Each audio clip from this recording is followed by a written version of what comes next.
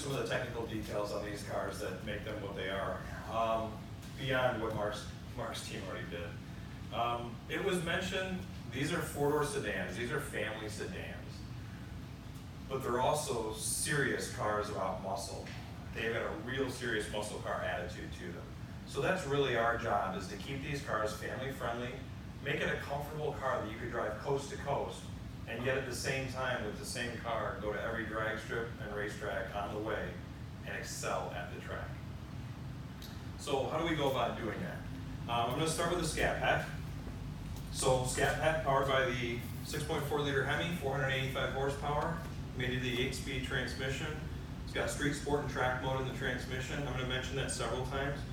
Sport being street being a sporty but compliant ride, and that philosophy kind of goes from the suspension to the transmission to the power steering wheels. So that gives you really a very wide variety of shift schedules that you can have, really to fit every customer's need. Stopping power on the car has big Brembo brakes, huge Brembo brakes. 6-piston calipers up front, 390 millimeter two-piece rotors, and in the rear, a 4-piston fixed caliper with a 350 millimeter rotor. So massive braking power, not only for stopping distance, but a lot of fade resistance as well. The big change is obviously the wide body and the 305 tire. It comes with both a 3-season and a 4-season. Both of them have tons of grip, but we didn't stop there. We didn't want to stop there with just putting a big tire on the car. We wanted to do as much as we could to the suspension to really take advantage of all that additional grip. A little different philosophy on the two cars, a little different desires or needs on the two cars for tuning. This one takes 27% more front spring, pretty big change in front spring rate. And in the rear, we put a bigger sway bar on the back, 52% stiffer, went from a 19 millimeter hollow to a 21.7 millimeter hollow.